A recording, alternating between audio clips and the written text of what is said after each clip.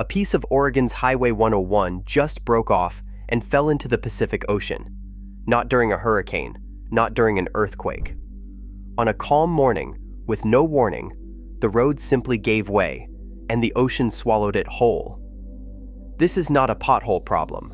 This is not a budget problem.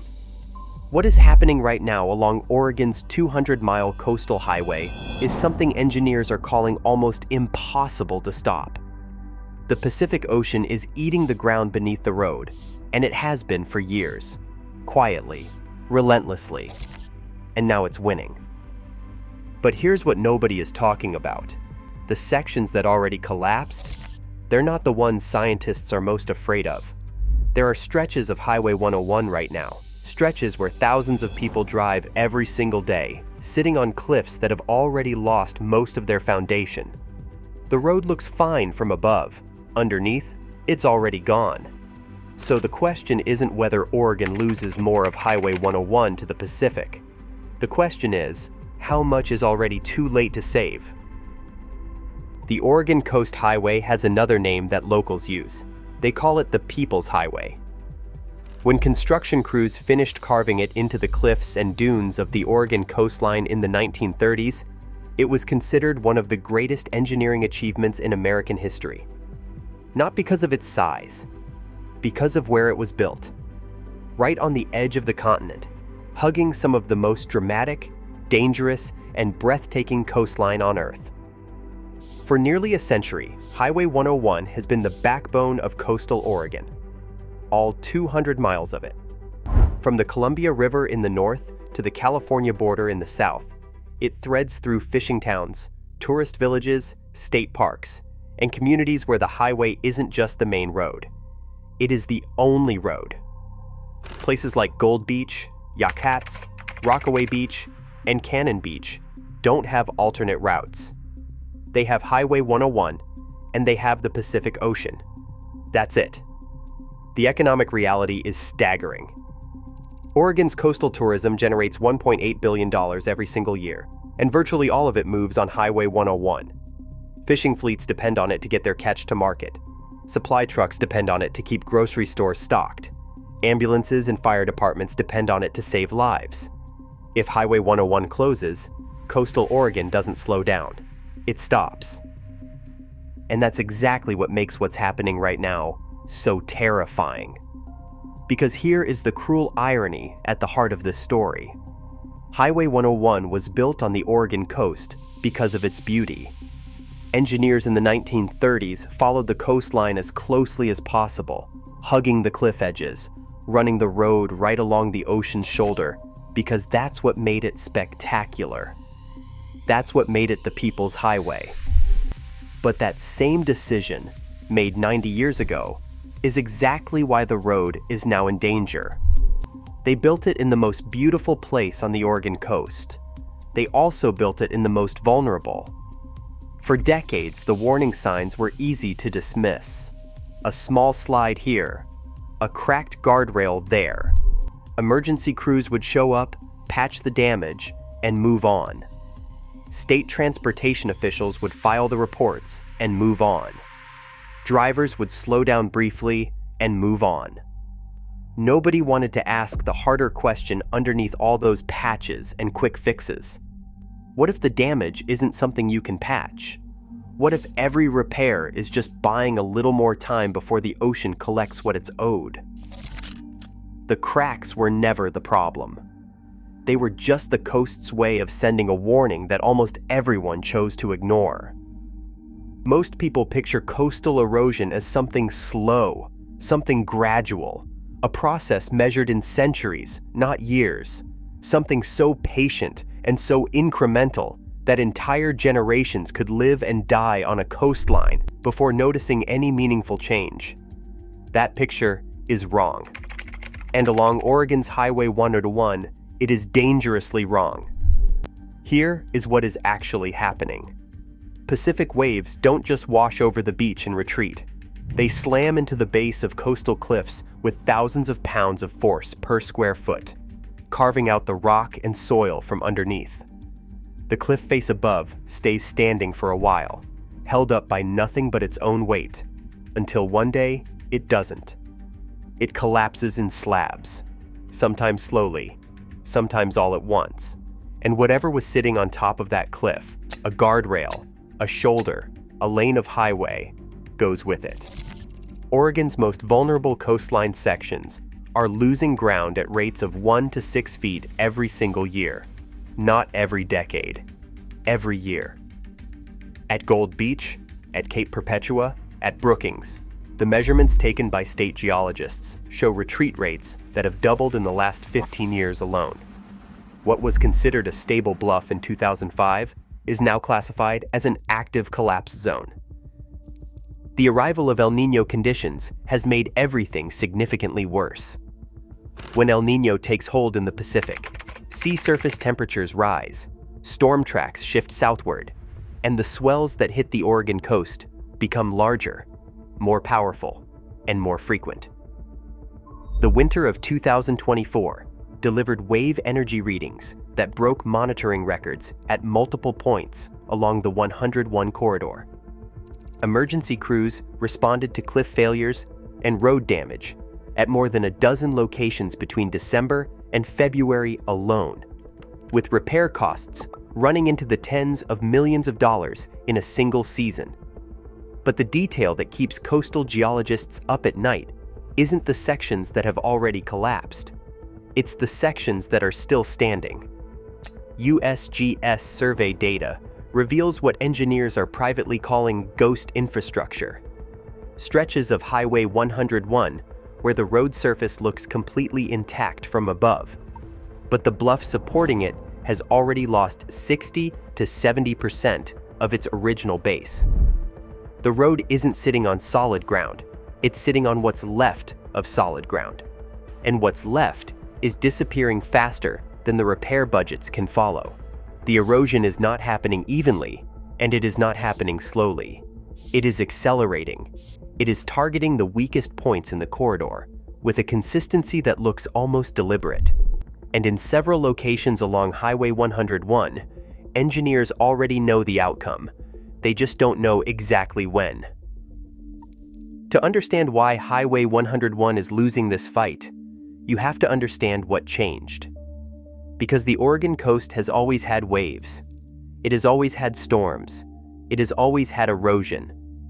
What it did not always have is everything happening at once, at this scale, accelerating faster than any model predicted.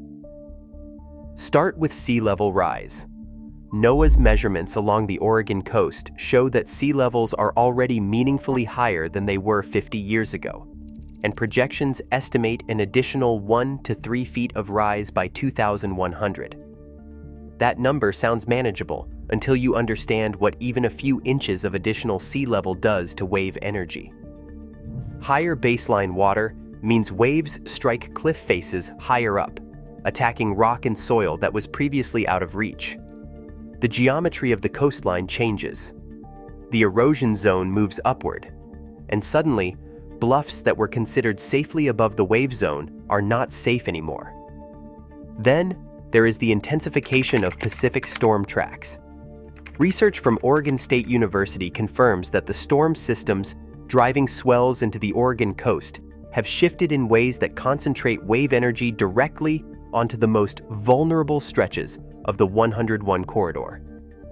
These are not bigger storms exactly. They are more precisely aimed storms, delivering force to coastline segments that previous weather patterns largely spared. But perhaps the most overlooked driver of accelerating erosion is one that has nothing to do with the ocean at all. It starts miles inland in the mountains, at the dams built across Oregon's coastal rivers throughout the 20th century. Those dams stopped something critical. They stopped sediment. For thousands of years, rivers carried sand, gravel, and organic material down to the coast, constantly replenishing the beaches that act as the coastline's first line of defense.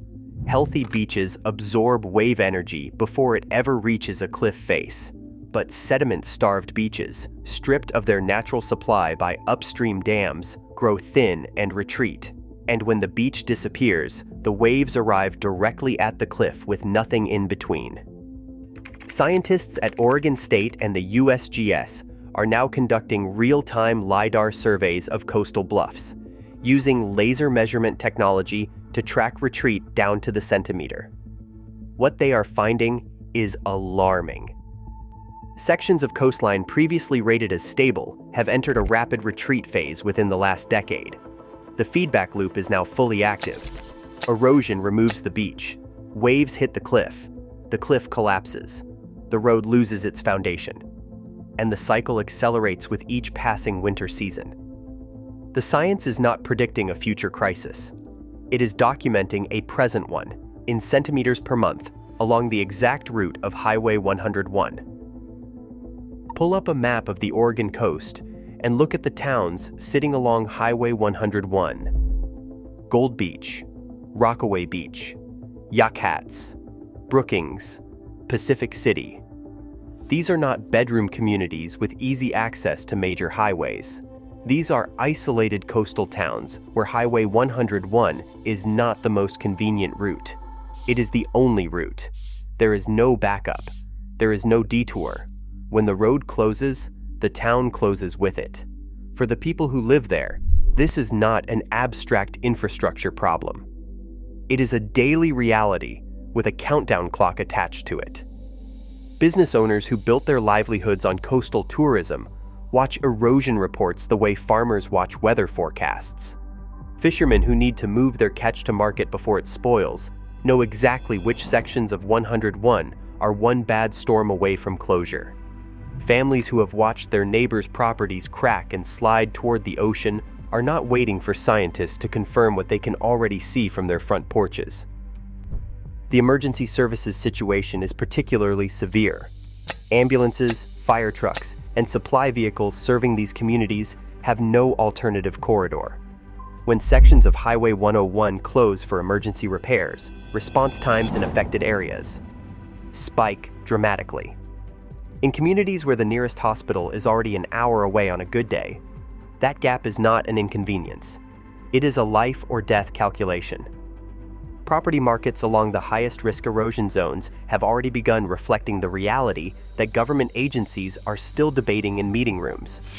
Insurance companies are pulling out of coastal Oregon properties entirely, or pricing coverage so high that it functions as a withdrawal. Home values in active erosion zones are collapsing. Entire neighborhoods that were considered desirable coastal real estate a decade ago are now essentially UN sellable.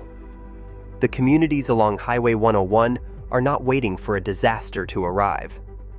For many of them, watching the ground shrink toward the ocean year after year, the disaster is already here. It just hasn't finished yet. The Oregon Department of Transportation knows exactly how serious this is. ODOT engineers have been filing erosion assessments, issuing emergency closure orders, and dispatching repair crews to Highway 101 for years. The agency is not asleep. The problem is that the tools available to fight coastal erosion and the scale of what the Pacific is now delivering are not even close to being in the same category. The standard response to coastal road erosion is riprap armoring. Massive boulders dumped at the base of a cliff to absorb wave energy and slow the retreat. It works to a degree for a period of time. Rock revetments and soil nail walls offer similar short-term stabilization. ODOT has deployed all of these methods across vulnerable sections of the 101 corridor, spending tens of millions of dollars in emergency relief funds in recent years alone. But engineers are increasingly candid about the limitation of this approach. Armoring one section of coastline doesn't stop erosion. It redirects it. The wave energy that can no longer attack the protected section moves laterally along the coast and accelerates erosion at the next unprotected point. The problem doesn't get solved, it gets relocated. This has forced a genuinely uncomfortable conversation inside Oregon's transportation and coastal management communities.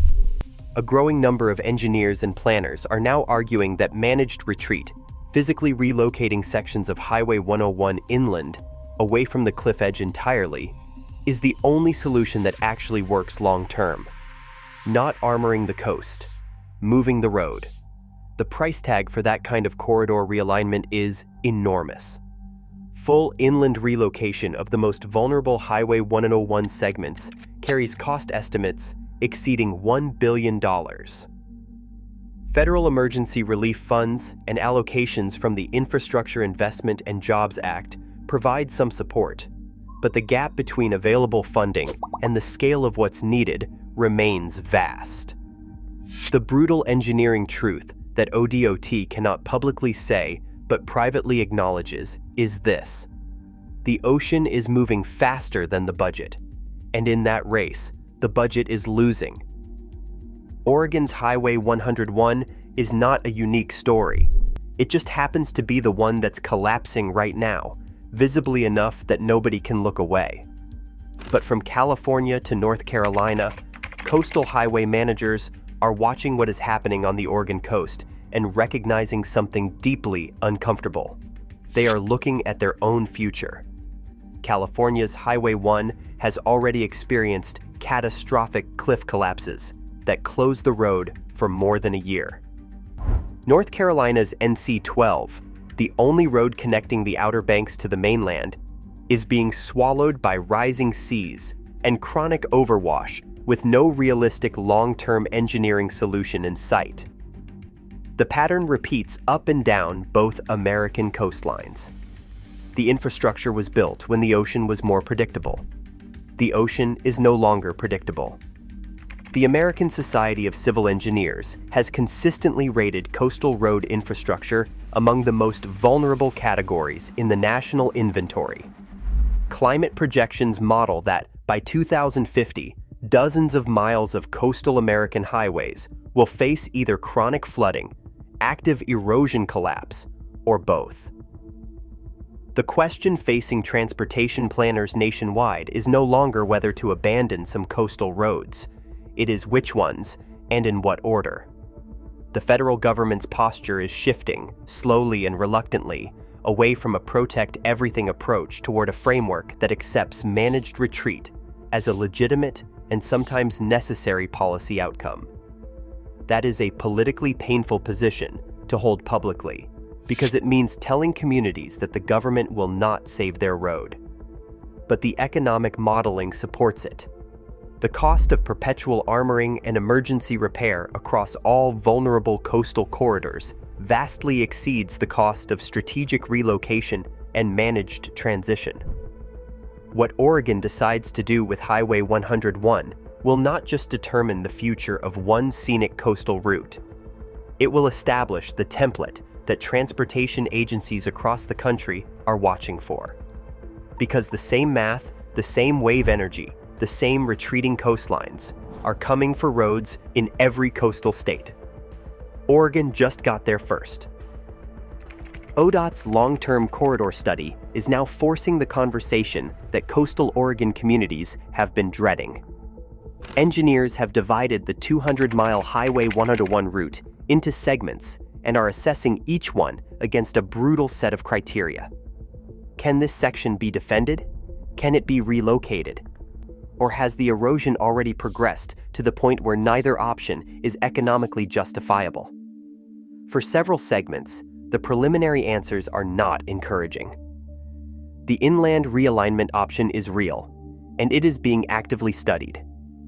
Rerouting vulnerable sections of Highway 101 away from the cliff edge and through coastal forest and private land would remove the road from the erosion zone entirely. It is the only permanent solution that engineers universally agree would actually work.